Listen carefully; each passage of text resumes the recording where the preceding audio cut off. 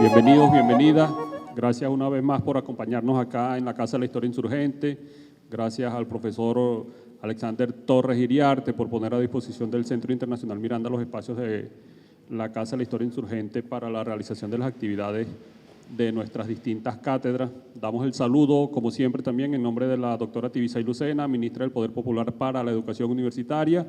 Y, por supuesto, hoy damos la bienvenida y nuestro agradecimiento al profesor Eric Gutiérrez García, quien hoy nos traerá una reflexión sobre el comandante Hugo Chávez y la resistencia indígena. No solamente porque ayer, y bueno, estos días hemos tenido también algunas actividades sobre este tema, sino recordando también que hace 10 años se celebró aquel cierre de campaña monumental que se cerró también además con la victoria del comandante el día 7 de octubre. Agradecemos también a Gustavo Bastardo por acompañarnos desde la moderación. Gustavo nos está apoyando muchísimo también, está con nosotros desde la coordinación de publicaciones y bueno, está trabajando intensamente para que saquemos unos libros que, si Dios quiere, presentaremos en la Feria Internacional del Libro próximamente. Así que bueno, espero que disfruten esta charla. Yo he tenido la oportunidad de escuchar a Eric en oportunidades anteriores y estoy seguro de que la presentación de hoy será tan buena como ha sido siempre. Así que bueno, muchísimas gracias, sean todas y todos bienvenidos, que disfruten esta charla del día de hoy.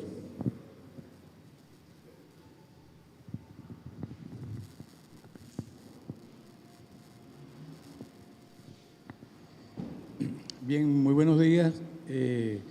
Les doy en nombre del Centro Internacional Miranda la bienvenida a la conferencia que vamos a atender hoy, que se denomina Hugo Chávez y la resistencia indígena. Pero como he sabido, la atención que se le ha dado a los pueblos indígenas en lo que es el proceso de la Revolución Bolivariana desde el aspecto de la constituyente, he sabido que esa atención pues, que se le dio especial desde el punto de vista de la Revolución Bolivariana a los pueblos indígenas ha sido extensiva a otras latitudes del continente, ha sido, digamos, modelo y ejemplo para otros procesos constituyentes en la región. Y en el caso venezolano, a más de lo que la Constitución misma, digamos, plantea en su preámbulo, en su articulado, también se han generado otras leyes que siguen ratificando pues, la importancia de estos pueblos, como son la misma ley de cultura, la ley de patrimonio cultural, donde se ratifica pues, la importancia de estos pueblos, donde hay un reconocimiento pues, de su patrimonio, de sus costumbres, de sus rituales, de sus tecnologías, es decir, de todos los aspectos en términos holísticos de lo que los pueblos indígenas significan, y eso ratifica esa importancia que se le ha dado, ¿no? De esto, por supuesto, se va a extender el ponente que nos acompaña hoy. Se trata de Eric Leonardo Gutiérrez García. Él es abogado egresado de la Universidad Central de Venezuela, magíster Santiago en Evaluación de Impacto en Salud y Ambiente en el Centro de Estudio del Desarrollo de la Universidad Central de Venezuela. Aliado de la lucha de los pueblos indígenas venezolanos desde hace 35 años, docente e investigador de la Fundación Juan Vives Uría de la Defensoría del Pueblo.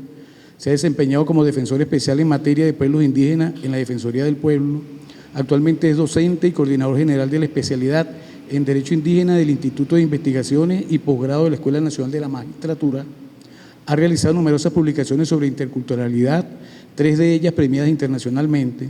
En el año 2021 obtuvo el primer premio en el concurso internacional de ensayo Aníbal Quijano con su obra Impactos de la colonialidad del poder en las naciones autóctonas del Abya Yala. En el año 2022 obtuvo el tercer lugar del cuarto Premio Literario Internacional Letras de Iberoamérica 2022 de la revista Iberoamericana en sentido figurado, con el ensayo titulado Pensar desde la exterioridad, una revelación indispensable. Entonces, bueno, lo dejo entonces con Eric para que disfruten de esta interesante conferencia.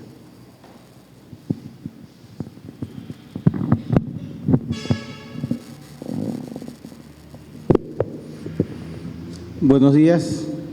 Primero que nada, agradeciendo la oportunidad de poder compartir en este espacio con ustedes, que hayan asistido aquí a este espacio del compartir y honrado de poder estar aquí, en primer lugar, en la casa de nuestro Padre Libertador y en segundo lugar, honrado de poder hablar del comandante eterno Hugo Rafael Chávez Frías.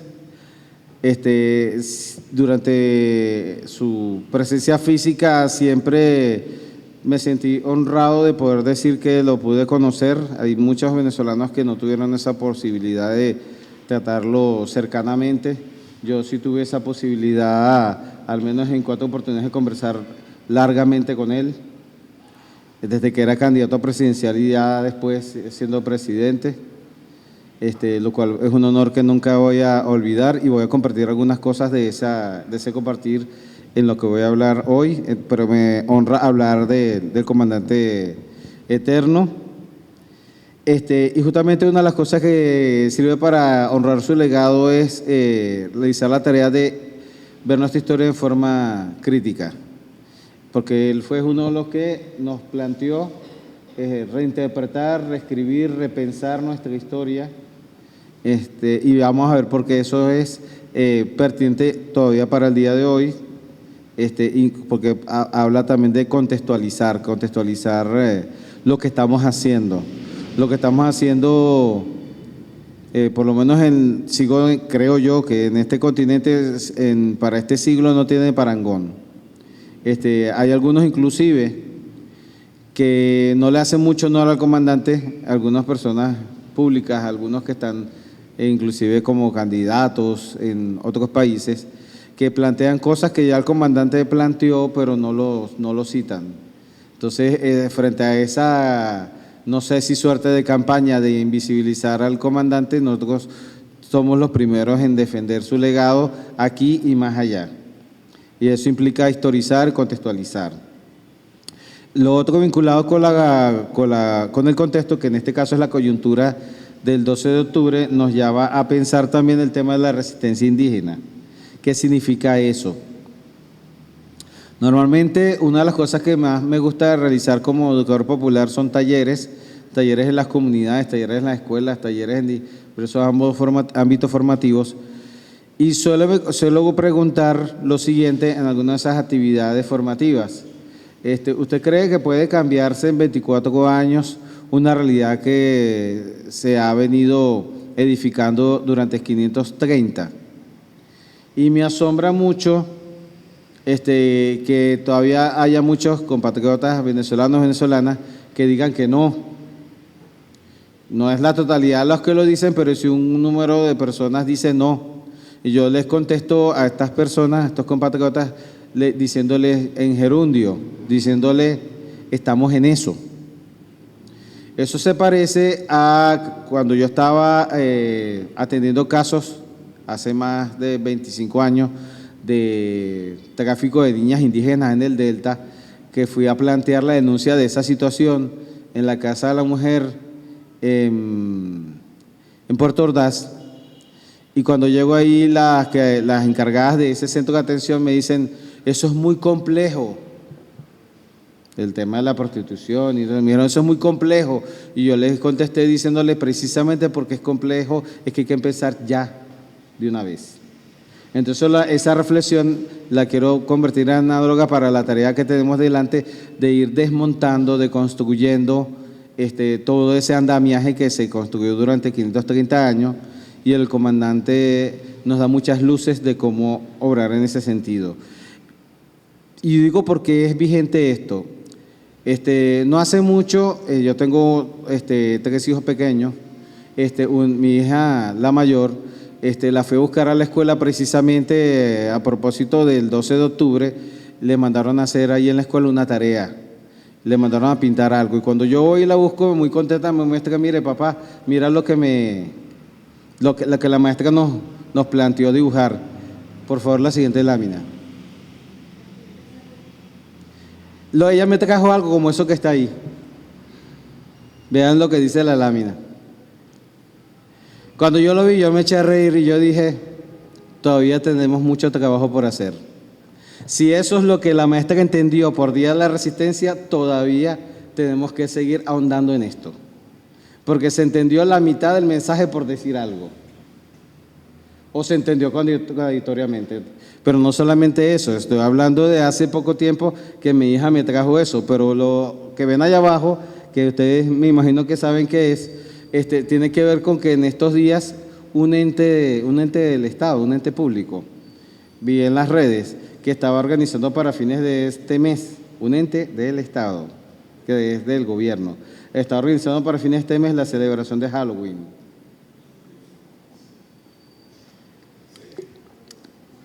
Sí, para este mes, para fines de este mes. Entonces, evidentemente, si tuviera la posibilidad, y yo voy a ver si lo hago a título personal, me voy a acercar a ese ente del Estado y les voy a informar de que a fines de este mes ciertamente se celebra la fiesta de los muertos, pero se llama Acatompo, y hacen los cariñas de la mesa de Guanipa, aunque también los de Monagas y Sucre lo celebran. Y es una celebración, sí, es una fiesta de los muertos, es nuestra, se llama Acatompo, se baila mare mare, se consume chicha, etcétera, y les voy a decir, esa es nuestra celebración, no el Halloween. Entonces, si no lo saben, voy a ver si me acerco a informárselos, pero eso nos habla de lo colonizados que estamos. Yo no sabía que el presidente Nicolás Maduro iba a hablar de descolonización, yo me puse muy contento y dije, qué bueno que lo mencionó hace 2 días, pero justamente significa que en el alto gobierno hay conciencia del problema, pero también hay conciencia del desafío que tenemos por delante. Nos habla mucho de esto y bueno, yo quiero contextualizar lo que voy a señalar la mañana de hoy del pensamiento del comandante, porque para que vean la dimensión, lo importante que es lo que el comandante dijo, porque de repente uno lo escucha y dicen, bueno, sí, el comandante dijo esto, pero cuando uno lo dimensiona se da cuenta de lo relevante que es, y de la importancia histórica de lo que él dijo, y la importancia continental y hasta mundial. La siguiente. Para eso, por supuesto, no solamente porque sea una actividad organizada por el Centro Internacional Miranda, sino precisamente porque el comandante Chávez, a uno de los que solía citar con frecuencia, y particularmente cada vez que él hablaba los 12 de octubre, porque cada vez que había un 12 de octubre el presidente daba un discurso, yo llamaría descolonizador, daba discursos de una alta pedagogía política, y en varios de esos discursos él citaba a Francisco de Miranda. Pero aquí la imagen de Miranda la coloco, más adelante voy a hablar de lo que decía el comandante sobre Miranda, sino porque los mismos talleres que estoy mencionando, yo le pregunto a la gente lo siguiente. La gente se ríe cuando yo lo digo de esta manera, pero yo soy muy preciso históricamente cuando se lo digo. Una de las cosas que no dije es, en la que no se dijo en mi presentación, es que yo estudié ciertamente Derecho en la Universidad Central, pero cuando estaba por la mitad de la carrera quise estudiar Historia también y estudié las 2 carreras simultáneamente. Entonces mi pasión por la historia me lleva a preguntarle a la gente en los talleres lo siguiente: dígame los nombres de los 3 barcos del delincuente aquel, y la gente se ríe cuando le llamo delincuente, pero es una precisión histórica. Dígame los barcos de ese delincuente y la gente me los contesta en nanosegundos. Luego les pregunto, dígame los 3 nombres de los barcos de Francisco de Miranda. Y antes, yo se los cuento, yo les cuento los segundos, paso hasta 1 minuto y todavía me han dicho, con suerte, un solo barco. Apenas la semana pasada hice la pregunta y por fin después de 2 años una persona me contesta los 3 barcos en segundos. Pero normalmente me contestan 1. Muy rara vez me contestan los 3. A veces me han dicho, no sabíamos que Miranda tenía barcos. Y aunque a ustedes les parezca insólito y no estoy bromeando, estoy muy serio, me han dicho, yo pensaba que Miranda era un artista de televisión. Entonces por eso estoy hablando de lo que hablo, porque digo, es un trabajo sistemático que hay que hacer, porque la gente todavía no conoce los nombres de los barcos que nos vinieron a liberar y emancipar, pero se conoce en memoria los barcos que nos vinieron a conquistar, e invadir y someter. Por eso yo siempre digo, el conocimiento no es neutral, la educación no es neutral, y la cultura tampoco es neutral, porque entonces siempre sale algún advenedizo diciendo nos quieren ideologizar. ¿Y quién dijo que la educación no es ideológica? Si la educación no fuera ideológica, ¿por qué te sabes los nombres de los barcos del delincuente y no lo sabes los nombres del barco de nuestro libertador Miranda,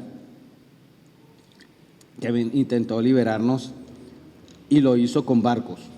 No te sabes los nombres de los barcos de Miranda. Entonces, por eso coloco esta lámina, la siguiente. Tampoco la gente sabe que eso de que aquel señor vino a descubrirnos, para empezar, es un inmenso embuste, porque aquí ya había gente desde miles de años antes. También está en discusión de que esto fuese un nuevo mundo. Si tú le preguntas a un aymara quechua, te va a decir que esto es más bien el viejo mundo. Pero lo cierto es que él no fue el primero. Bueno, en 1312 ya Bubacari II había venido desde lo que ahora llaman continente africano más de una vez, con cientos de barcos. Vino muchas veces. Por allá en el norte, por la zona en México, se discute todavía si esas cabezas olmecas no tendrán que ver con algo de esa herencia que viene del continente que ahora llaman África, que tenía su propio nombre, por supuesto, en aquel entonces. Lo cierto es que él no fue el primero. La siguiente. Ciertamente, si nos vamos a la historia, tampoco vino a descubrirnos nadie en ningún tercer viaje. Que por cierto, nunca le cuentan a la gente qué pasó en el cuarto. Siempre los libros te hablan hasta el tercer viaje, pero no te dicen que el delincuente regresó encadenado en el cuarto, porque quiso robar a su propio rey. Además de los desmanes que hizo, además de que fue traficante de esclavos, que su hermano fue el primero que traficó, que prostituyó niñas, igual que el hijo. Eso no lo cuentan. El cuarto viaje no lo mencionan, siempre hablan hasta el tercero. Pero no nos dicen que si alguien descubrió lo que ahora es Venezuela, fueron los ayamanes. Hay una discusión que si fue hace 9.000 años, 10.000 años, 12.000 años, 14.000 años, pero lo cierto es que no fue Colón. En todo caso fueron los ayamanes. Que por cierto también los irajaras y los ayamanes fueron los primeros que enfrentaron en estas tierras a los invasores. Cuando uno empieza a buscar en la historia, por ahí, si estos invasores llegaron en 1492, ya en 1512 los ayamanes y los irajaras le estaban tirando flechas. Así que la resistencia empezó primero en estas tierras. Entonces, la gente tiene que tener clara quién descubrió estas tierras. La siguiente. Y igual confusión está con respecto a esto. Sobre este punto es importante decir algo. Ahorita agradezco nuevamente que me hayan invitado de ponente, pero hace un tiempo me tocó ser ponente también en el Palacio Municipal y tuve el honor de tener como otro de los ponentes al maestro Frutovivas. Ya había escuchado al maestro Frutovivas en el programa que alguna vez estuvo en BTV hablando de esto, hablando de la pequeña Venecia. Entonces yo le busqué una investigación histórica al maestro y se la imprimí y se la entregué. Maestro, esa es la versión del conquistador. Aquí le traigo la versión autóctona.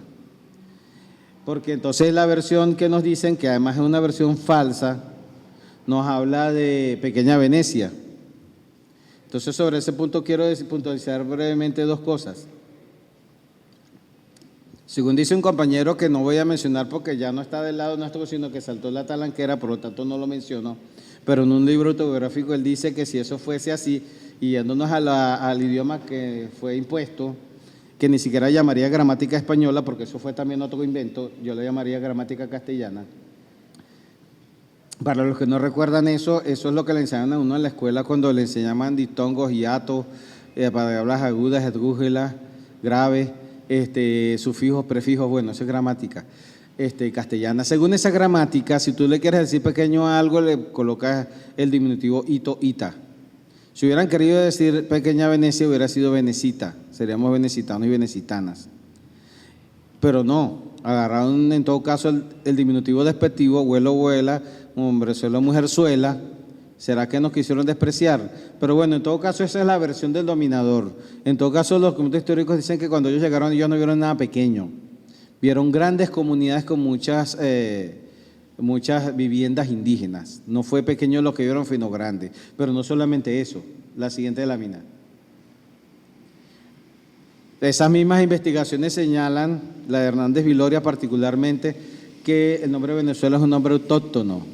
Entonces la versión autóctona no la conocemos, conocemos la versión del dominador, del conquistador. Nuestro primer acto de resistencia es decir las cosas tal como son y basado sobre todo en las historias de nuestros pueblos. Y en este caso, en la toponimia. Entonces el nombre Venezuela, del idioma añú, los indígenas que están aún en la laguna de Sinamaica y que hace 2 días estuvieron por aquí marchando por estas calles, estuvieron los indígenas añú. Ellos le llamaban y le llaman a este gran cuerpo de agua que uno llama lago de Maracaibo, que en realidad es el mayor estuario de América del Sur, según las geógrafas. Ellos le llamaban a ese gran cuerpo de agua Agua Grande, y en el idioma añú, Venezuela. Y eso lo escucharon los cronistas y lo copiaron. Y de ahí es que sacaron el nombre de Venezuela, el nombre autóctono. La siguiente. Pero claro, ¿cómo no vamos a desconocer toda esta cosmovisión que nos define lo que somos si se nos impuso la visión aquella de Tierra a la Vista? También en los talleres suelo preguntar, ¿cómo se llamaba el delincuente que dijo Tierra a la Vista? Y me dicen el nombre de ese delincuente, pero para los que no saben, busquen quién era la tripulación de Colón. Eso uno puede buscar uno en cualquier buscador. ¿Cuál era la tripulación y cómo llegaron allí? Y va a ver que llamarles delincuente no es una exageración. Pero entonces dicen Tierra a la Vista, y todos nos hemos definido durante esa educación neocolonizada, como decía Luis Bigot, de la Cuarta República, de la cual muchos nos formamos con ese Tierra a la Vista, que nos hace ver como que nosotros somos europeos y además somos occidentales, porque nosotros parece que nuestro origen lo ubicamos en el Mediterráneo. Pero resulta que yo no soy nacido en el Mediterráneo, sino en estas tierras, igual que mis ancestras y mis ancestros. Y si somos nacidos en estas tierras, el Mediterráneo nos queda al oriente y Asia nos queda al occidente. Pero además, estrictamente hablando, no es Tierra a la Vista, sino barco a la vista, Guaira. La otra vez que estaba hablando justamente un 12 de octubre allá en el Consejo Legislativo de la hora de Estado de La Guaira, que antes se llamaba Vargas, ellos mismos me aclararon que la palabra Guaira significa embarcación grande. Si eso es así, cuando llegaron estos invasores, posiblemente uno los señaló y dijeron Guaira, una embarcación grande que viene para acá, otra que es en ese caso. O en todo caso, extranjero a la vista, que para decir extranjero los indígenas tienen muchas denominaciones.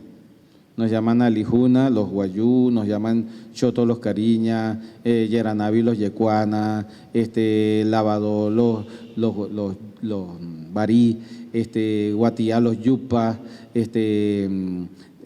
Jotarao, los Guarao, Nape, los Yanomami, Teponquén, los Pemón. Ellos, extranjero, hubieran dicho extranjero o invasor. Pero todos decimos Tierra a la Vista como si nosotros fuéramos a los invasores. Como dice el maestro Juan José Bautista Segales, que tuvimos el honor de escucharlo en la Escuela de Colonial cuando vino, ya no está entre nosotros, pero nos quedan sus grandes enseñanzas, nos terminamos viendo con los mismos ojos con que el dominador del primer mundo nos ve. Y como también nos dijo Eduardo Galeano, que también tuvimos el honor de escucharlo aquí en Caracas, para que ignoremos lo que podemos ser, se nos oculta y miente lo que fuimos. La siguiente. Como dice el comandante Chávez, por supuesto que Galeano también lo citaba el comandante Chávez y otros los que también decía el comandante Chávez, y era de los pocos presidentes que lo decía, inclusive en el ámbito internacional, el comandante Chávez utilizaba el término Abya Yala. Claro, los indígenas, las naciones autóctonas de este continente tenían muchos nombres. Pero en un encuentro continental hace mucho tiempo atrás, ellos decidieron adoptar el de Abya Yala como herramienta de lucha política continental, las naciones autóctonas. Entonces el presidente hablaba de Abya Yala. Estos que están allí son un par de indígenas cunas de Panamá, De ahí es donde viene el nombre de Abya Yala, que es el nombre que simbólicamente se utilizan los que no quieren hablar de América.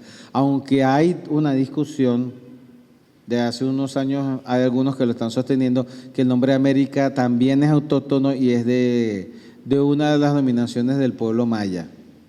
Entonces hay alguien que está planteando por allá en Guatemala que el nombre América también es otro nombre robado, pero con K, América. Entonces el comandante hablaba de Abya Yala y el comandante decía que él no se sentía, lo decía públicamente los 12 de octubre, él no se sentía que la madre patria fuera España. Si vamos a hablar de madre patria estaría más bien por este lado, eso que está allí en verde, eso que sería la nación Mandén, que otros le llaman la nación Mandinga,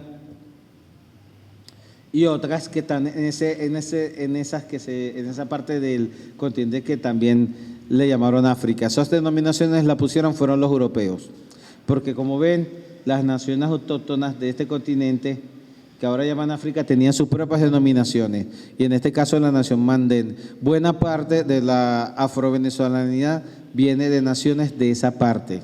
En todo caso, esa sería nuestra madre patria, no España. La siguiente.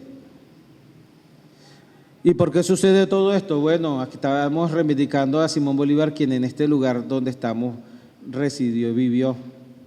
Nos ha señalado que por el engaño se nos ha dominado más que por la fuerza.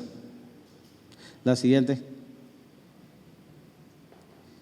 Y volviendo a Miranda, pero esta vez citado por el comandante Chávez, el comandante Chávez citó a Miranda y particularmente como antecedente del pensamiento mismo bolivariano, donde sabemos que hay varias raíces.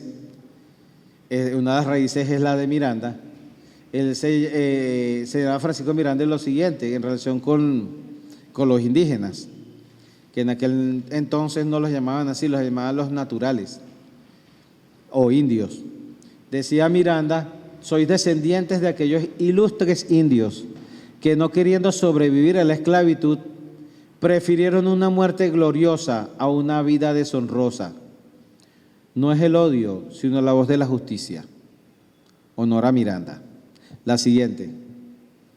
Y yéndonos otra vez a Bolívar, Bolívar no quedó en palabras, Bolívar también realizó acciones concretas.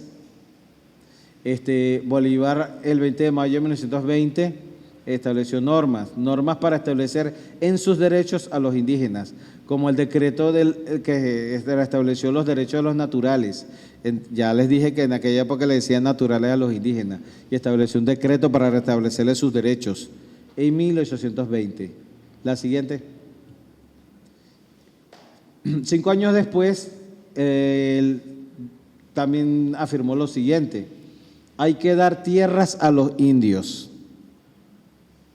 La vigencia de esto la acabamos de escuchar hace 2 días. Lo dijo el presidente Maduro. Dijo lo mismo: hay que dar tierras a los indios. Hay que proteger a los indios, dijo el Libertador. Y también dijo una frase que a mí me parece hermosa, refiriéndose a los indígenas: yo pienso hacerles todo el bien posible, primero por el bien de la humanidad, y segundo porque tienen derecho a ello, y últimamente porque hacerles el bien no cuesta nada y vale mucho. La siguiente. Ese mismo año, el 4 de julio, otro decreto que proclama los derechos del indio como ciudadanos y se prohíben las prácticas de explotación, es decir, la esclavitud hacia los indígenas. La siguiente. Ya hablando ya del comandante eterno, del comandante Chávez, rastreando un poco de su vida, cómo fue que él contrató a los indígenas. Hay unas menciones que él mismo señaló y lo mencionó muchas veces en sus alocuciones en los 12 de octubre de varios años, donde habla de que él fue, digamos, alguien que se fue involucrando poco a poco con los indígenas. Ya vamos a ver cómo. Particularmente con 2, uno llamado Marcelo y otro David. Intenté buscar imágenes de ellos, pero no las conseguí. Pero él los menciona varias veces. donde él señala que su acercamiento a lo indígena se dio sobre todo a través de estos dos compañeros, Marcelo y David, que son indígenas cuivas del estado Apure, de la zona del Orza, y señalaban que se referían ellos a un capitán, entonces el comandante era capitán, a un capitán que era bueno con ellos, que los visitaba, que cazaba con ellos, que cargaba a sus niños, que no le importaba si estaban sucios, que tomaba agua de sus totumas y se acostaba en sus chinchorros para descansar. Este elemento muy importante del acercamiento que él fue teniendo con lo indígena, siendo inclusive militar. De hecho, como vamos a ver en la lámina que viene, todavía no, su acercamiento en principio no fue el que él esperaba, porque él quiso acercarse a la comunidad de la que son originarios estos cuivas que están ahí mencionados, pero como él estaba vestido de militar, fue atacado con flechas. Porque las relaciones que históricamente tenían los militares de ese estado con los indígenas no eran las mejores, eran las peores. Entonces, cuando lo vieron vestido de militar, lo atacaron con flechas. En una segunda oportunidad que se acercó a ellos, no lo hizo vestido de militar. Ya vamos a ver eso. La siguiente. Una persona que yo llegué a conocer también cuando yo empecé a vincularme con lo indígena, para ir finalizando los 80 y empezando los 90, fue la antropóloga Arely Sumavila, que ahorita ya no está entre nosotros porque vive por allá con indígenas en Nueva Zelanda. Aunque hace unos años estuvo por aquí en Venezuela y conversamos. Arely Sumavila tenía no solamente un trabajo antropológico entre los cuivas y los pumé, sino que también estaba denunciando las situaciones de violación de sus derechos humanos, y en ese contexto fue que yo la conocí, pero no la conocí yo solamente, también la conoció el comandante. En ese tiempo que ocurrió el ataque que el comandante mencionó, la conoció a ella porque él tenía mucho interés en conocer qué era lo que estaba pasando allí. Ya vamos a ver por qué tenía interés en conocer, ya lo vamos a ver. Entonces él señala, entonces yo me di cuenta que me estaba consiguiendo con una de mis raíces originales.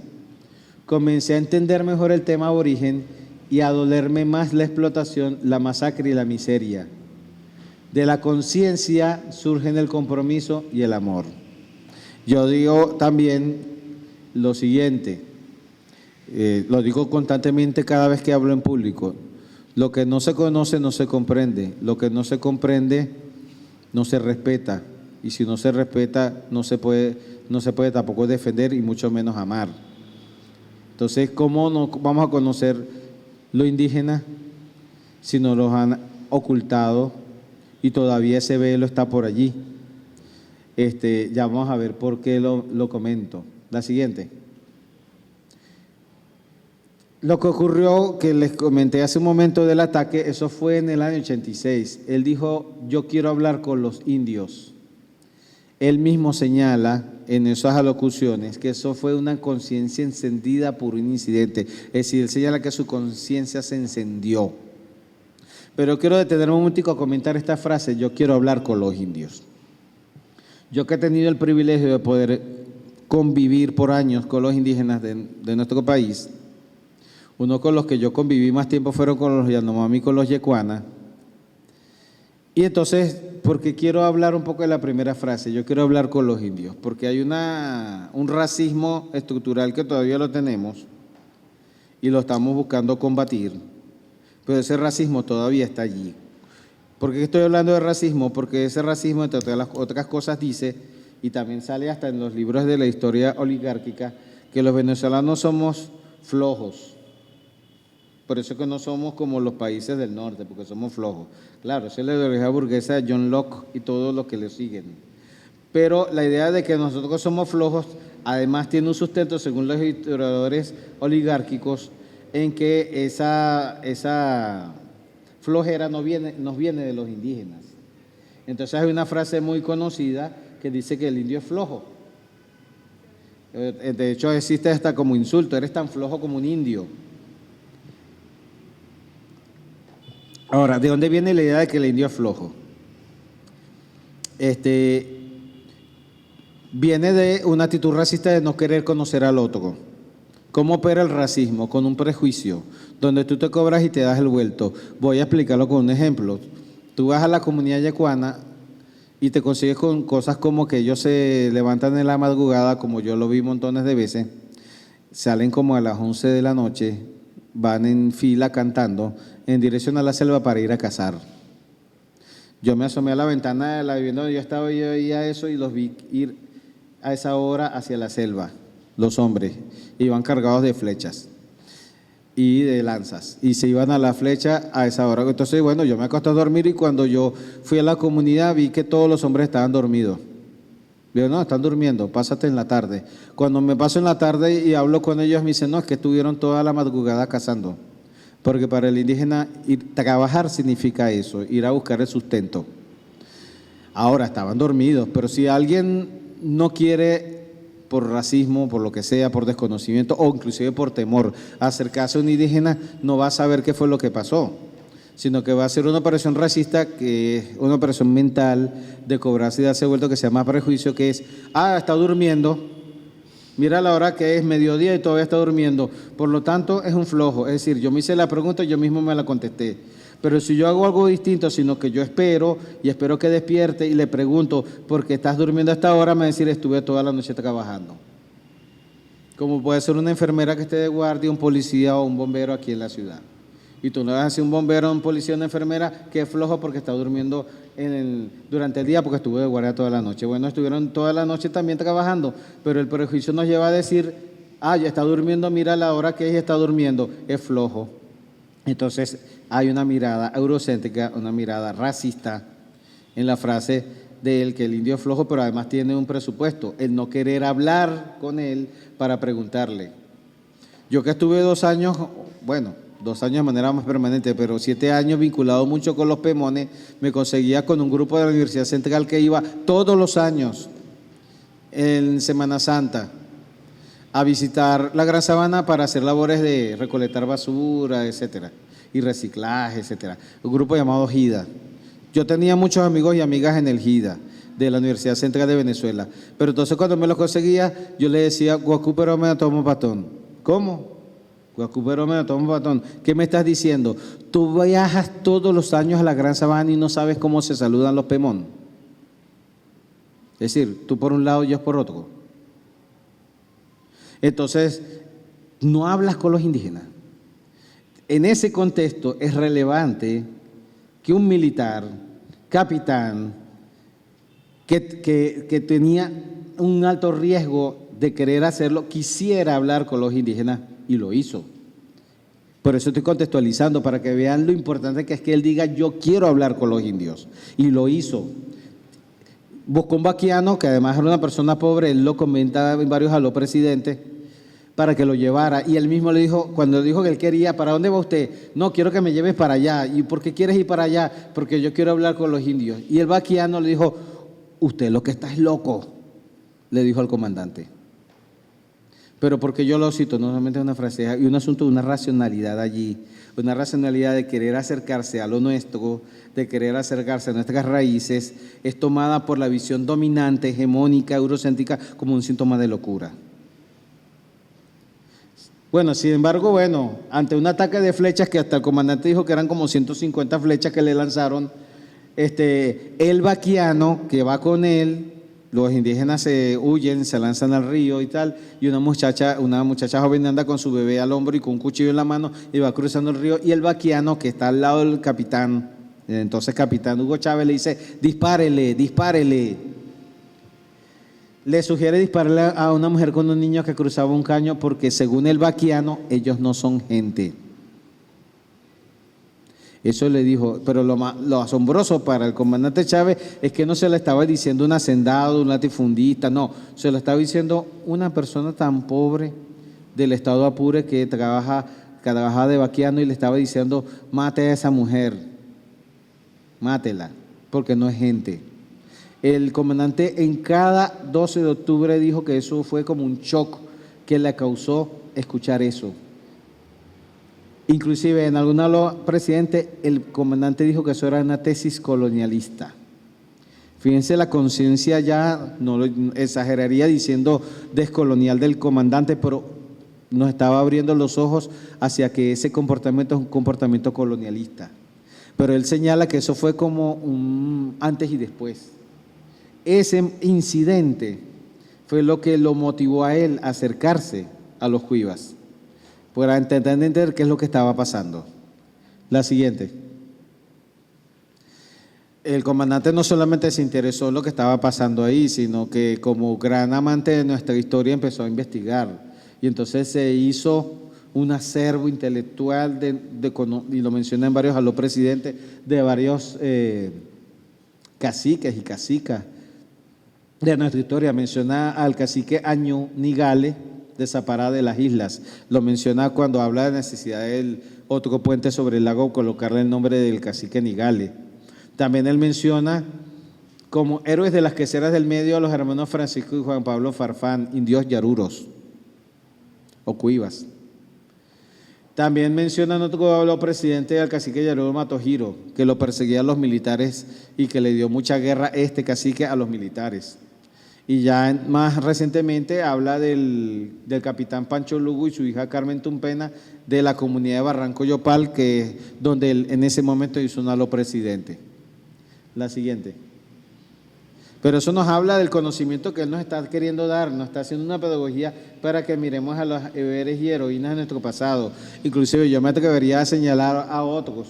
Ahí tenemos algunas heroínas de nuestra resistencia, que es bueno mencionarlas porque siempre conocemos a los masculinos, que si Tamanaco, Guacaipuro, Terepaima, Tiuna, Chacao, Chacaito, Katia, pero no nos hablan de las mujeres. Aquí tenemos algunas: Apacuana, Anapuya, Oroconay, Araira, Domitila Flores, entre otras que tenemos que visibilizar, siguiendo el legado del comandante, de visibilizar las heroínas y héroes de nuestra independencia. La siguiente.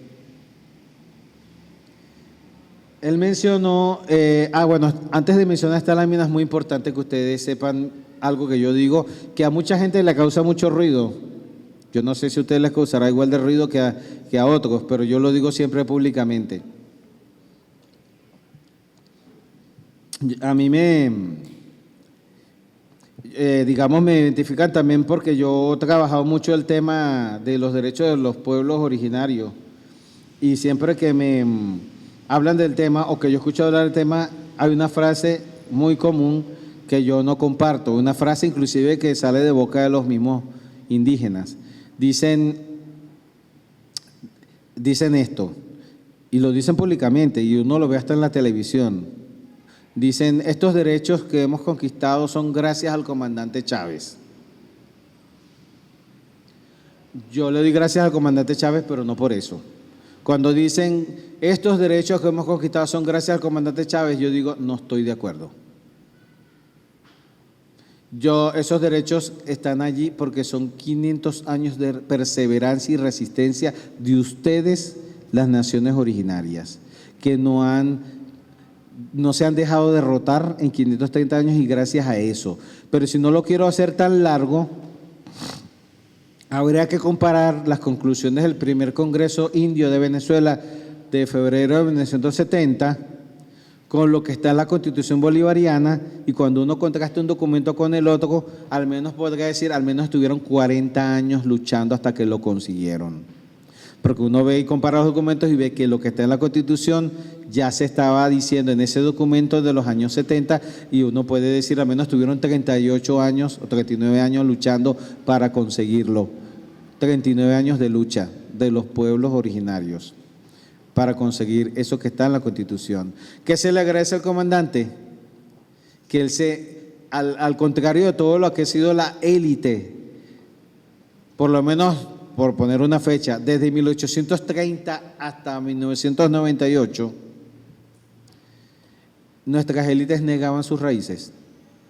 Se blanqueaban, se creían europeos de segunda, etcétera. Pero el comandante Chávez no. El comandante Chávez se autorreconoció como descendiente de indígenas y de afros, lo asumió, lo dijo públicamente, pero no se quedó en eso. Esa autoimagen, ese autorreconocimiento le llevó a sensibilizarse con las luchas históricas de nuestras naciones originarias y de los afro. Yo me identifico con ustedes por ese autorreconocimiento. Y por eso, como yo suelo decir siempre, él abrió las puertas que siempre estaban históricamente cerradas y se abrieron para no cerrarse nunca más. Él abrió las puertas que estaban cerradas y los indígenas y las poblaciones afro-venezolanas entraron por fin, no a la historia, porque la historia siempre han estado, pero entraron a ser visibilizadas, reconocidas. ¿Por qué? Porque el comandante Cecilio reconoció primero él. Entonces, él mismo señala, él lo reconoce en varios aló presidentes, que fueron los indígenas cuivas los que lo motivaron a reconocer su rostro indígena.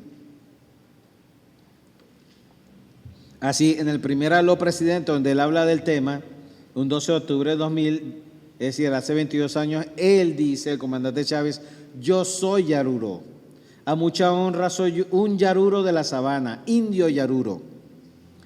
2 años después, pero ya el 28 de mayo, que es una fecha en la cual el Libertador concedió los derechos a los indígenas, como mostré en una lámina anterior, entonces hace el presidente un acto, un aló presidente, y en ese acto él dice, cuivas y yaruros a los que pertenezco en esencia. Y en otro 12 de octubre del 2007, él dice, yo, estando los indígenas ahí presentes, yo soy de ustedes. Eso es un acto de autorreconocimiento. Y eso es muy importante, porque la historia oligárquica nos dijo que todos éramos descendientes de las tres, pero siempre hablan desde Europa. Y es tan falso ese reconocimiento cuarto republicano que ellos dicen, no, el mestizaje, mentira el mestizaje. ¿Por qué es mentira el mestizaje? Si eso fuera verdad, el mestizaje llegaría a lo teórico e inclusive a lo epistemológico. ¿Dónde está toda la narrativa de las historias de las naciones originarias en nuestra historia nacional? ¿Dónde está la narrativa de todas las historias de las naciones del continente que ahora llaman África en nuestras historias nacionales, en nuestros libros de texto? Ahí sí yo puedo creer que hay un mestizaje. ¿Dónde están nuestros intelectuales indígenas o afro en toda la bibliografía que estudiamos? Entonces no es cierto, lo que hay es un blanqueamiento. Ese mestizaje en realidad es un blanqueamiento, porque entonces solamente decimos que somos españoles, lo cual es una gran embuste, porque tampoco somos españoles, porque además miente la diversidad étnico-cultural que hay en la península. En todo caso, somos descendientes de catalanes, de gallegos, de andaluces, de todas las denominaciones étnicas que hay allí, que todavía están peleando también por su reconocimiento y peleando hasta por su independencia allí en la península. Somos descendientes de esa diversidad que hay allá, pero ¿cuántos de nosotros lo sabemos? Que somos descendientes de esa diversidad y no así eufemísticamente, no, de españoles. Eso es un embuste. Somos descendientes o si buscamos hasta nuestros apellidos, hacemos nuestro rastreo genealógico, sí, posiblemente nuestra madre sea de afro o indígena, pero a lo mejor nuestro padre, como lo ha señalado el IBIC, cuando dice que el componente femenino de nuestro ADN es predominantemente caribe por las mujeres y predominantemente europeo por el lado masculino. Entonces, normalmente nuestros padres ancestrales eran europeos, pero no europeos ni siquiera españoles, sino eran, como dije, gallegos, catalanes, andaluces, etcétera. Entonces, eso no nos dicen. Entonces, pero fíjate que aquí lo que el comandante dice es reivindicando su raíz autóctona, en este caso, Yaruro. La siguiente. Pero no se queda allí. Yo recuerdo que cuando yo empecé mi contacto en las comunidades indígenas, viviendo allí con ellos, siempre me preguntaban, siempre los indígenas con los que vivía, fuera los guaraos, fuera los cariñas, fueron los guayú, me preguntaban, ¿cómo está tu abuela? Bueno, mi abuela falleció cuando yo era muy niño, pero me preguntaban igual, ¿cómo está tu abuela? ¿Tienes bisabuela? Y me empezaban a hacer preguntas sobre mis orígenes. El presidente Chávez se hizo la misma, seguramente le hicieron la misma pregunta, o se hizo la misma pregunta y él ya se reconocía en su ancestralidad, porque ancestralidad es buscar nuestras raíces, por lo menos afro o indígenas, o inclusive ibéricas. Nuestra ancestralidad, ¿de dónde venimos? Bueno, para contestar esa pregunta, en octubre del 2003, el comandante decía, yo vengo de los yaruros. La abuela de mi abuela era yarura, india de la sabana. En 2005 señala, salió la abuela de mi abuela de Barranco Yopal o de Carabalí. Yo tengo un indio en el alma, con dignidad y orgullo de ser indio de raíz y de conciencia. Fíjense qué interesante, aquí habla de dos cosas que vale la pena desarrollarlas, inclusive teóricamente. No solamente soy indio de raíz porque mi sangre viene de allí, sino él habla, cuando habla de que soy indio de conciencia, es que aunque yo no tenga una raíz indígena, si empiezo a razonar, a pensar desde lo indígena, entonces yo tengo una raíz indígena, pero de conciencia. Mi conciencia es una conciencia autóctona, dice el comandante. La siguiente. Pero no solamente contento con decir yo soy descendiente de indígenas, interpela a los que tiene a su lado, y en un halo presidente tiene al lado al general Villegas Solarte, de la regional número 3, y él le dice, él es indio también, y el general dijo, sí, señor. Bueno, no sé si lo hizo porque su comandante jefe se lo estaba señalando o porque él lo asume, pero dijo sí, señor. Pero no contento con decir, yo soy descendiente indígena, él interpela a los que tiene al lado para que hagan lo mismo. ¿Y por qué lo estoy visualizando? Porque eso es un acto descolonizador profundo. Que no solamente me contente con decir yo soy descendiente indígena, sino que yo lo señalo a ustedes y les pregunto, tú también. Eso es un acto político y descolonizador. Nos hace un llamado a potenciar nuestras raíces indígenas. Todos somos el pueblo indio, dice en 2007. Y además señala algo que para algunos parece simplemente un eslogan, dice patria para los indios, pero eso no es un eslogan. En algunos aló presidente, él, para que vean lo profundo que es esa idea del comandante, él señala que los indios fueron expatriados de su propia patria.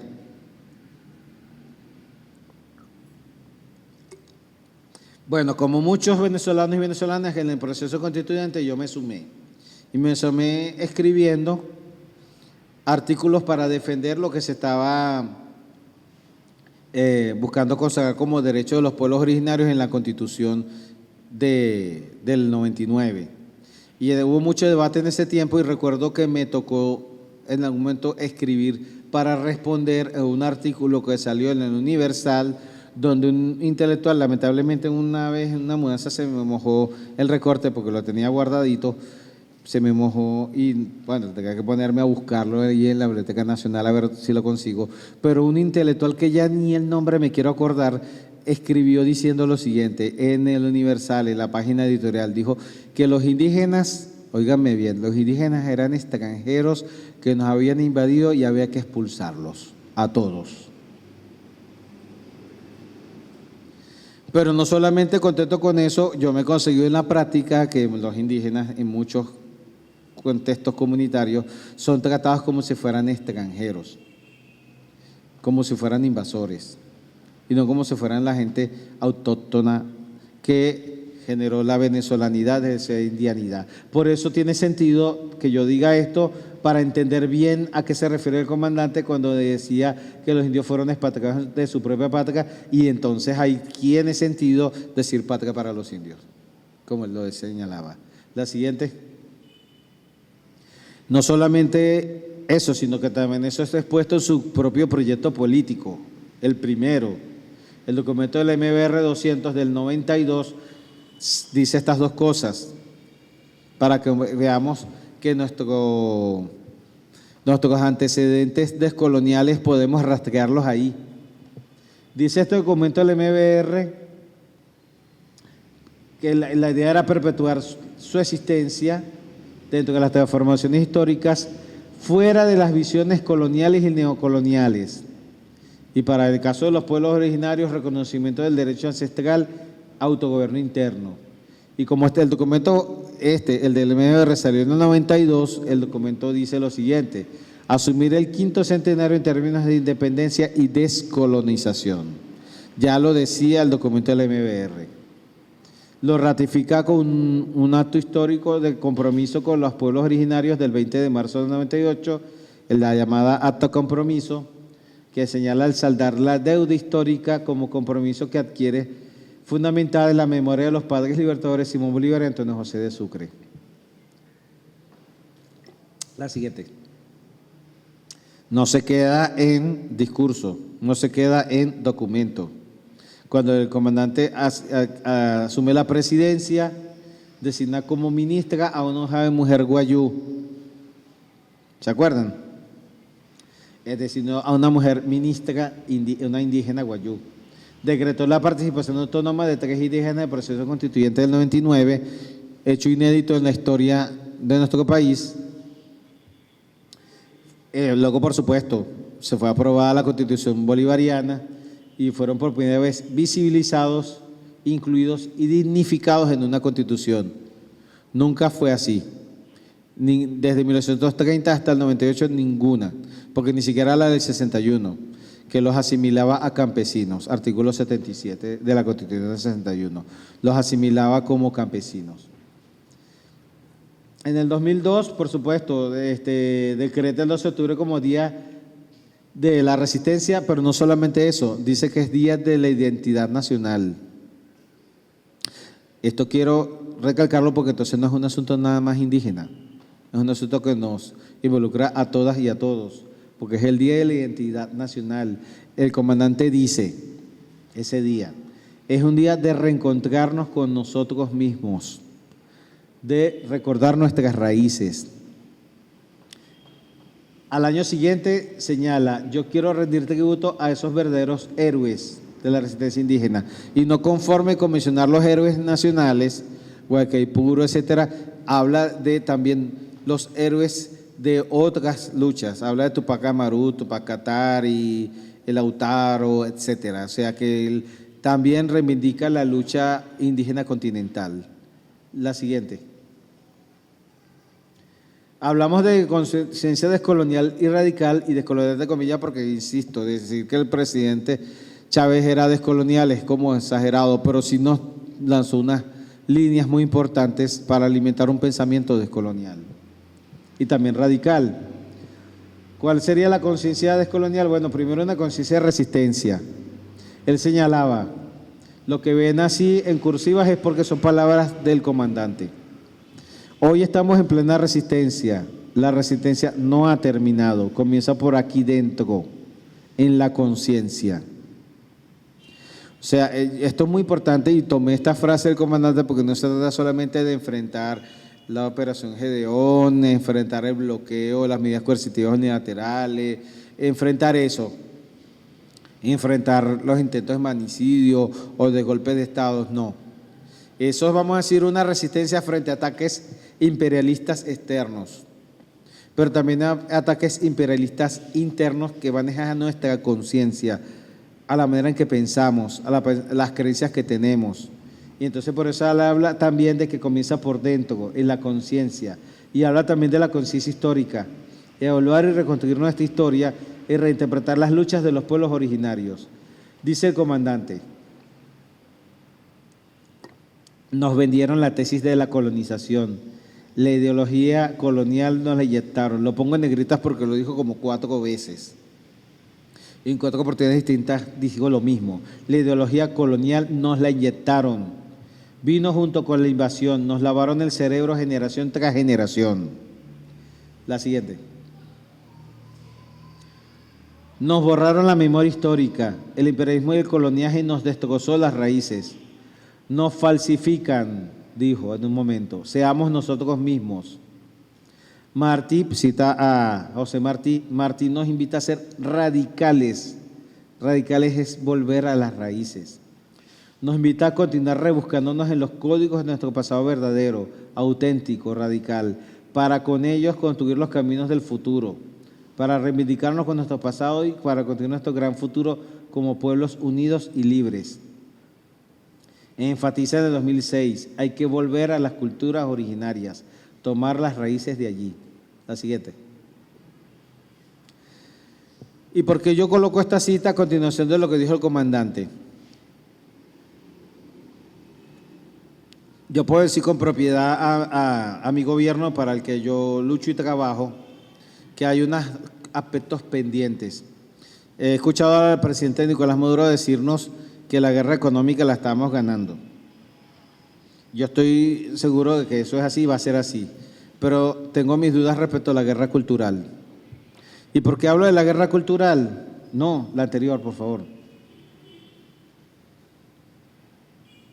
A ver, la siguiente. La siguiente. No, la anterior.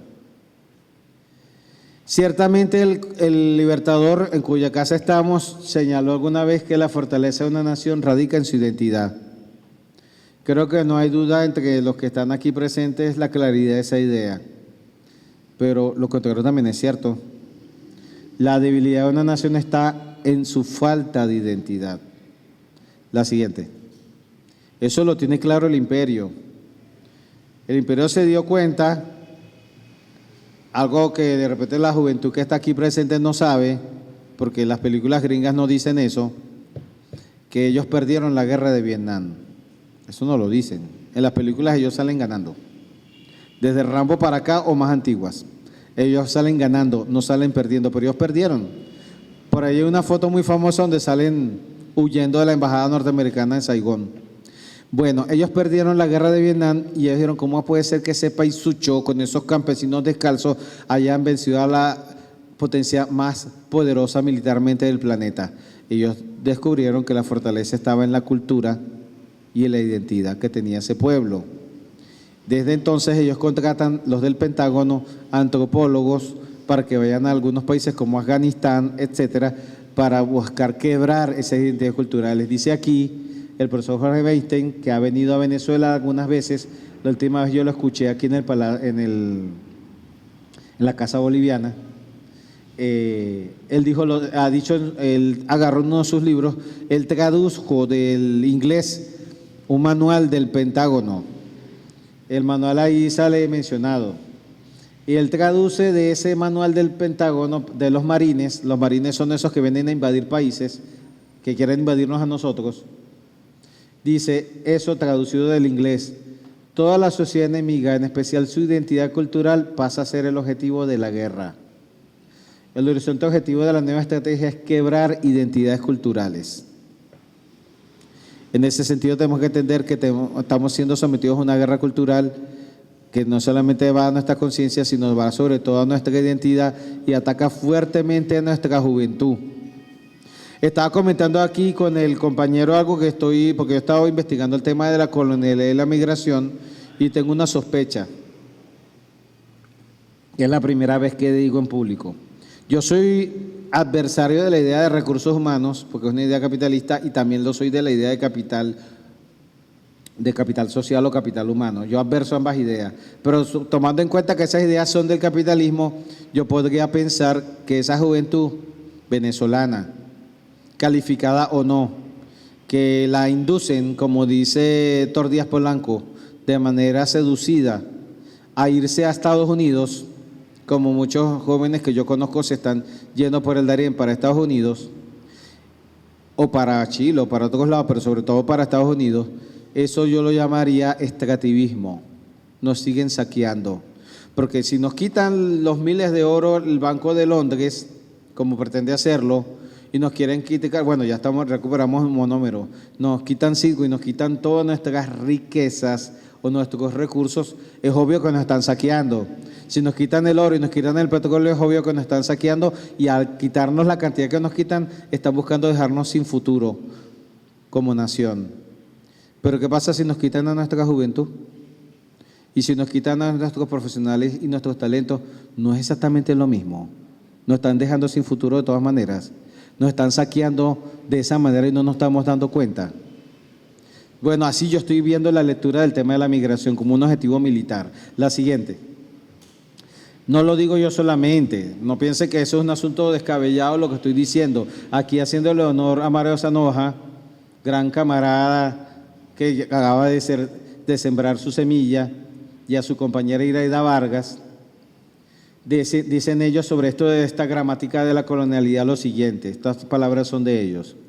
La identidad social venezolana es negativa como consecuencia de haber sufrido la condición colonial, la cual devino neocolonial. No conocemos nuestro pasado y lo que conocemos del mismo está distorsionado, deformado. Nuestras conductas están condicionadas por la alteridad, que quiere decir desprecio hacia nosotros y exaltación del otro, en este caso Estados Unidos. Que se exprese la existencia de la vergüenza étnica. Negamos y nos avergonzamos de nuestra ascendencia indígena y negra, y hasta de venezolanos, pues he escuchado de los que hablan peste de su país estando fuera. Todo lo anterior ha tenido como objetivo inducirnos a pensar y actuar convencidos de que somos incapaces de autogobernarnos eficazmente, a aceptar modelos culturales foráneos como paradigmáticos, a despreciar los propios y a añorar la emigración o en todo caso la invasión imperial para que se solucionen nuestros problemas. La siguiente, por favor. No debemos olvidar lo que decían ya los indígenas iroqueses. Los iroqueses son los que llaman los Sioux, los Ojala, los Choroquis, etc. En el libro del año 77, que fue el primer documento que llevaron a Naciones Unidas, ellos decían, entre pueblos colonizados no hay ningún individuo no colonizado en absoluto.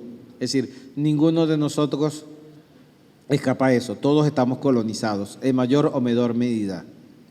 Yo soy de los que piensa que mucho de ese desarraigo y esa colonización base fue trabajada con las medidas coercitivas y la campaña para que algunos de nosotros que ya estaban medianamente desarraigados se terminaran de desarraigar por completo. Por eso se van sin que les duela mucho de nuestro país. Pero eso es un impacto de la colonización. Esos impactos toman el nombre de colonialidad y hay varios tipos de colonialidades.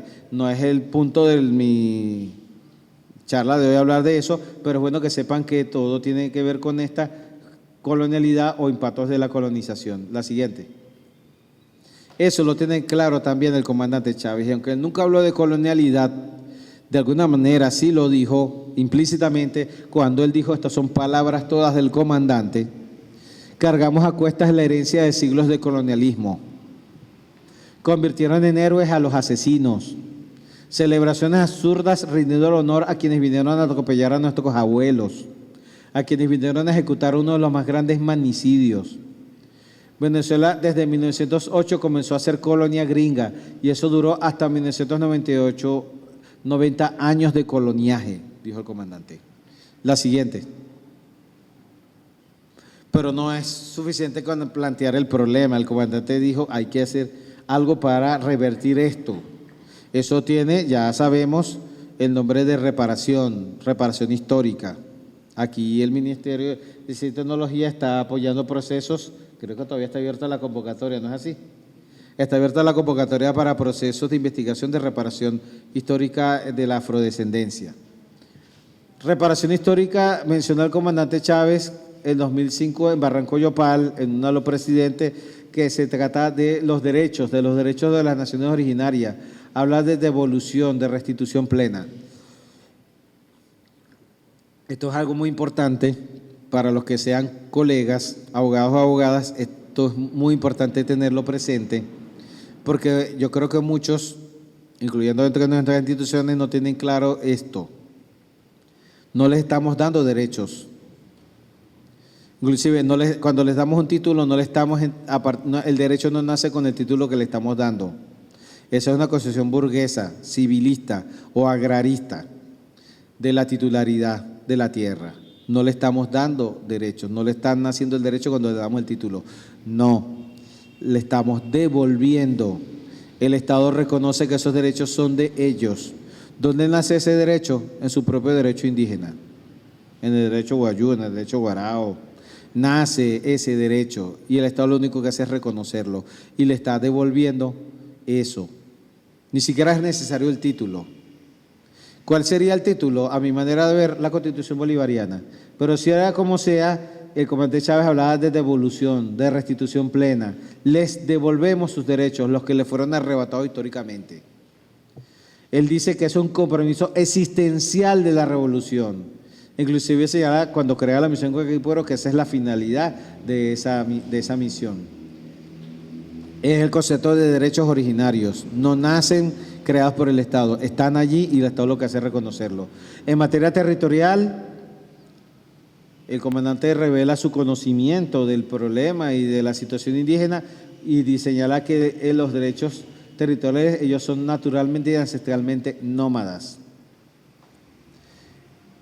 Eso es muy importante porque tiene que ver con una geometría del poder que se impuso.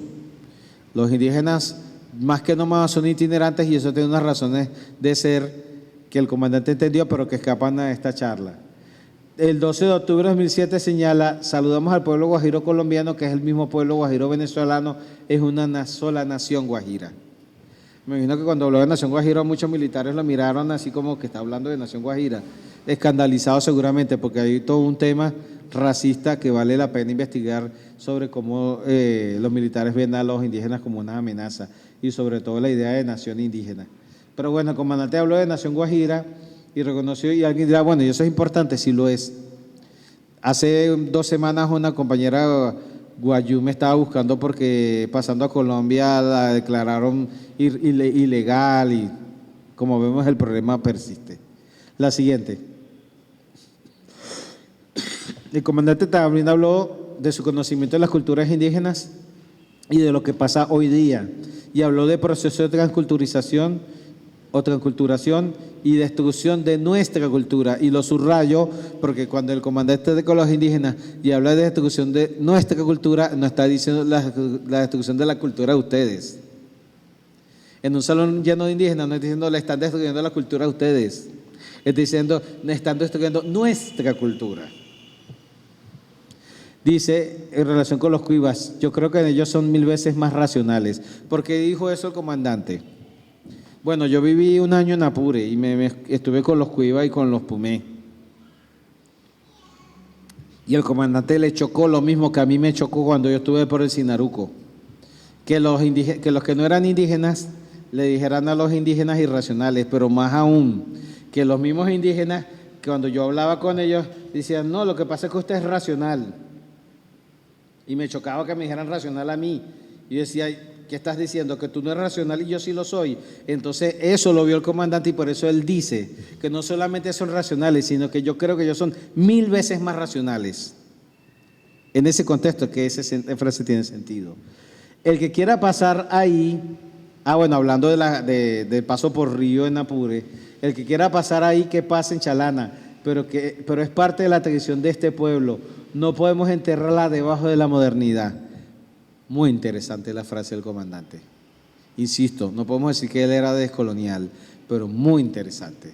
Dijo que esas tradiciones no pueden ser enterradas por la modernidad. Y el pensamiento decolonial precisamente plantea un cuestionamiento a la modernidad impuesta. Muy interesante el pensamiento del comandante. La siguiente.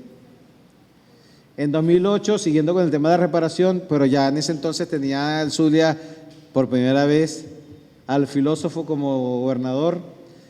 El gobernador, al apoyar a los terratenientes, es racista y enemigo de los pueblos indígenas a los cuales atropella. Es interesante que el comandante diga que un gobernador que apoya a los terratenientes es racista y que es enemigo de los pueblos indígenas. Así que,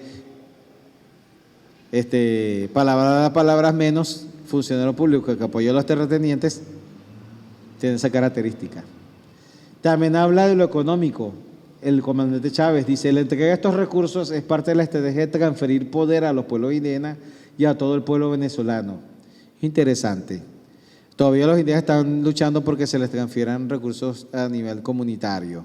Digo porque los pemones de la Gran Sabana me están llamando todos los días para plantearme esa demanda que ellos tienen, de ellos poder administrar recursos según como dicen las leyes y la Constitución. Pero lo interesante de la frase del comandante es que dice que no se trata solamente de transferir poder a los pueblos indígenas, sino a todo el pueblo venezolano. Es decir, que ve a los indígenas y el pueblo venezolano como una unidad, no como cosas aparte.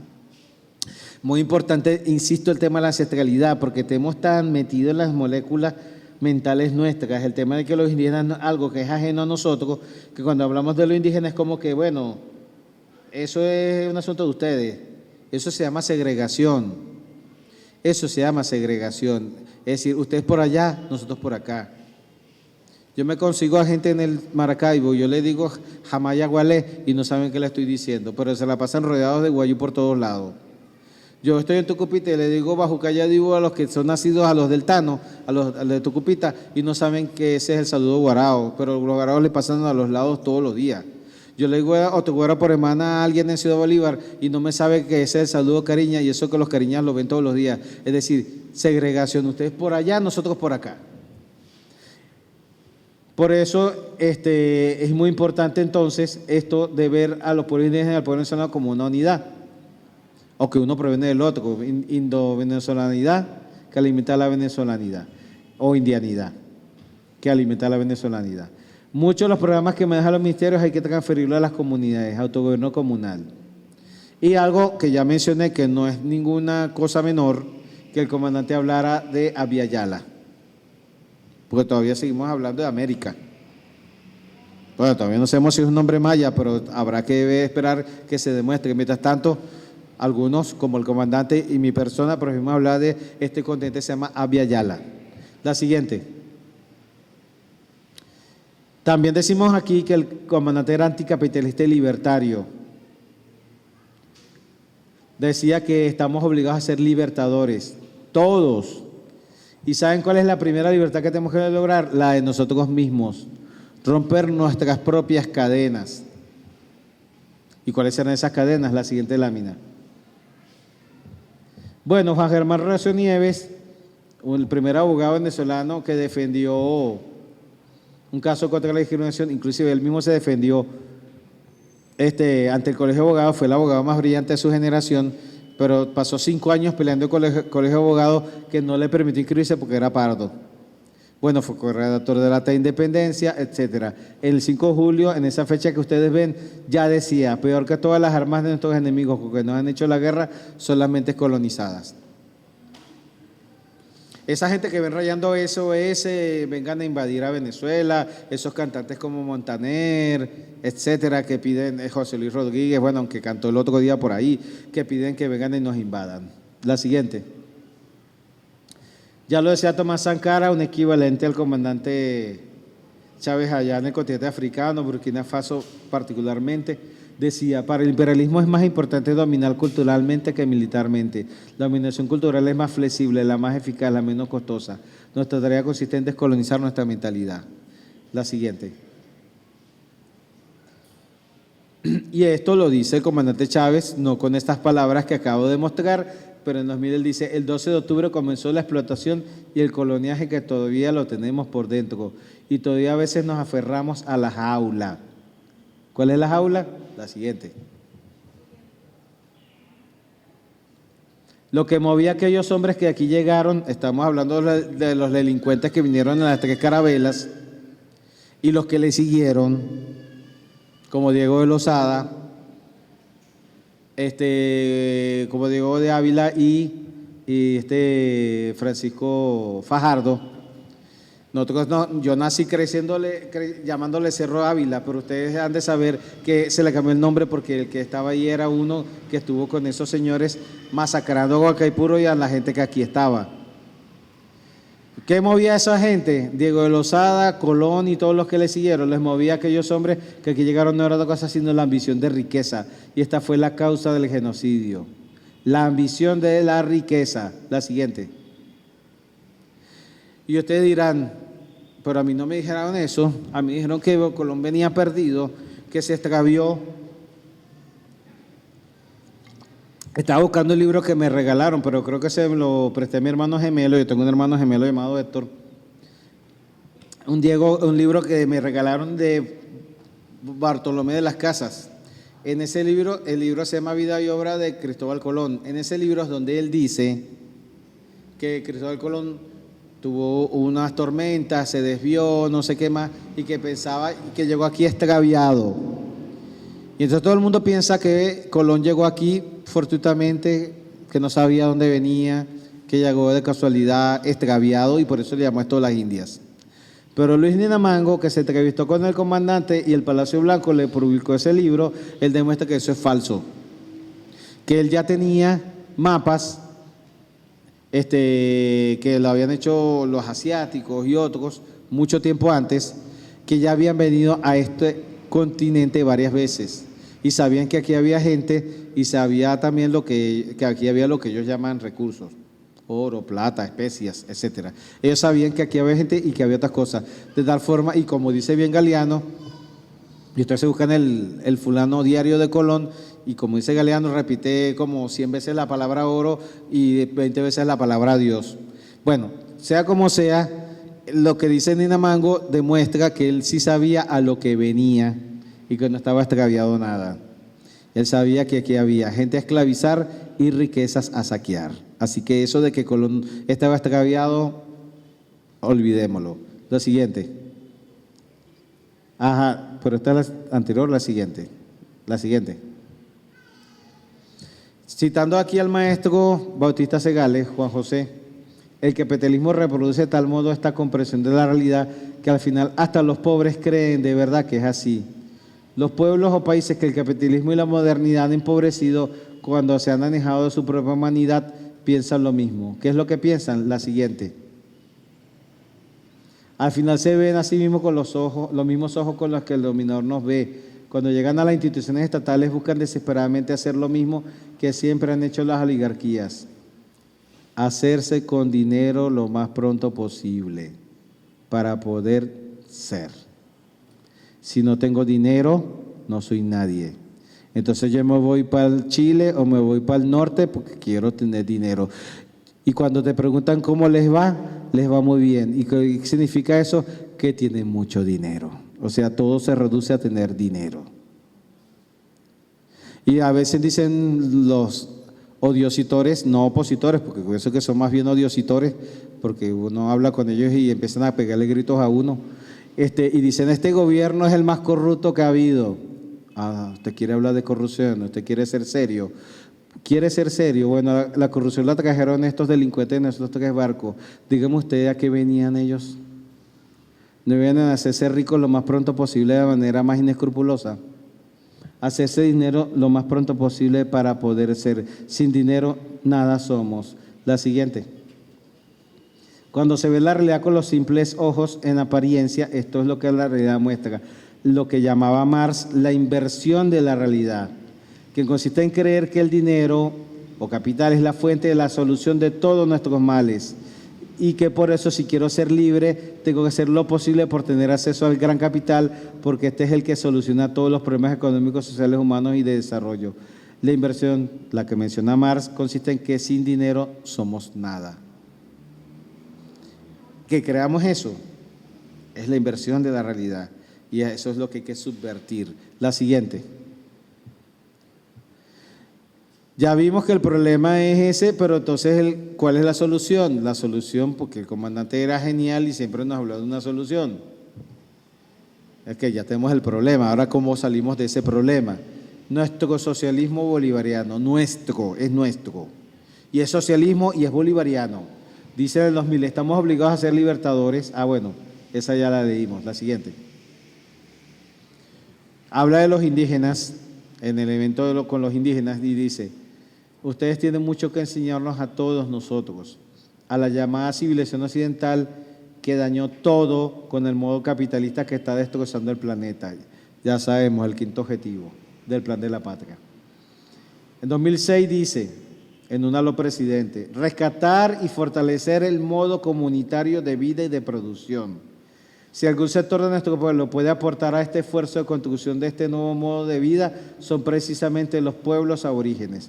Y ahí viene lo que nosotros llamamos analética, la siguiente. ¿Qué sería la analética? Hay muchos que han escrito, pero uno de los que me gusta citar es a Frank Hinkelamer, un alemán que tiene muchos años del lado nuestro, del lado de los pueblos y está en Costa Rica, y él dice lo siguiente: las culturas que se han considerado siempre como atrasadas indican hoy el camino que hay que tomar, porque las culturas anteriores no eran tan suicidas como la moderna occidental. Ellas se convierten en muy actuales, tienen plena actualidad. Actualmente se piensa que hay que disolver la cultura que se considera atrasada para transformarla en modernidad. Yo creo que es al contrario. Esas culturas pueden ser hoy la brújula para hacer caminos. La siguiente. No lo decía nada más Minquelamer, mucho tiempo antes lo decía el maestro Rodríguez. Vea a la Europa como inventa y vea a la América como imita. Copiamos, pero ¿por qué no copiamos su originalidad? América no debe imitar servilmente, sino ser original. En lugar de pensar en medos, en persas, en egipcios, pensemos en los indios. Más cuenta nos tiene entender a un indio que a Ovidio. La siguiente. Aquí me detengo porque justamente, como les comenté al comienzo, el último honor que tuve yo estando en vida del comandante fue que cuando yo formaba parte del tercer motor Moral y Luces y era secretario ejecutivo de la Comisión de Formación, él encargó elaborar unos libros y a mí me encargaron elaborar unos cuantos. Uno de ellos era sobre indosocialismo. Yo tuve el honor de estar trabajando en la madrugada, escribiendo algunas cosas, buscando algunos libros y escribiéndome directamente con el comandante a esas horas de la madrugada. Yo le mandaba textos y él me los redevolvía con sus comentarios, él me sugería otros y así estuvimos varias horas el comandante Hugo Chávez y yo escribiéndonos sobre cómo escribir algo vinculado con indosocialismo. Entonces uno de los autores que él le gustaba era José Carlos Mariátegui, que uno de los que hablaba acá, hay otros que están González Prada y otros en otras partes del continente, pero particularmente Mariátegui hablaba del socialismo indoamericano, un socialismo genuino, un socialismo nuestro. El comandante Chávez decía, llamó al pueblo venezolano a que tomemos ejemplo de la sabiduría de los pueblos indígenas, ejemplos de dignidad. Y dice el comandante, y yo resalto, con ese espíritu alimentémonos cada día más para construir la patria grande. La siguiente. Para ir culminando, también Quijano tiene que ver mucho con el comandante, creo que estuvo por aquí. Aníbal Quijano señaló en relación con esto, es tiempo de aprender a liberarnos del espejo eurocéntrico donde nuestra imagen es siempre necesariamente distorsionada. Es tiempo de dejar de ser lo que no somos. Y ya citando a un sabio Pemón, Carlos Figueroa, que tuve también el honor de conocer, él haciendo un escrito que él hizo sobre el cuento de la abuela Pemón, el rabipelado y la garrapata, dice, no trates de imitar lo que tú no puedas ser, siempre sé lo que eres. No trates de imitar a otros, que no sabes qué consecuencias te puede traer. La siguiente. Aquí me tocaba ponerte junto con el maestro José Rivas. Él decía que eso de que uno intente ser algo distinto de lo que es, un ser inauténtico, como decía Pablo Freire, implica ponerse una máscara. Entonces, si yo soy una persona de clase popular, yo me visto y me aparento ser rico frente a otros. O inclusive, si tengo la posibilidad de acceder a ese nivel económico, me olvido de volver a la comunidad en la que nací o reniego de eso. Pero también puede ocurrir étnicamente. Si yo me blanqueo como indígena, reniego mis raíces indígenas y sucesivamente.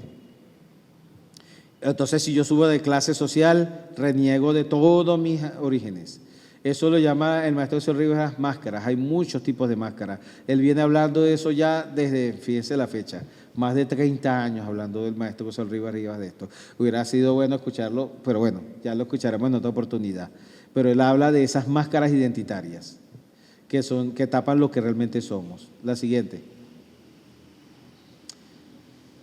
¿Qué vamos a hacer? Otra vez citando a Galeano, que era muy citado por el comandante Chávez y más de una vez se reunió con él. Recuperar la realidad, ese es el desafío.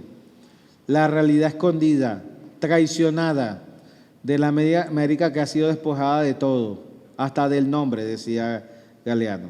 Necesario descubrimiento, revelación de la cara oculta bajo las máscaras, rescate de nuestras tradiciones desde la esperanza, buscando en sus antiguas fuentes sus más jóvenes energías. Gracias.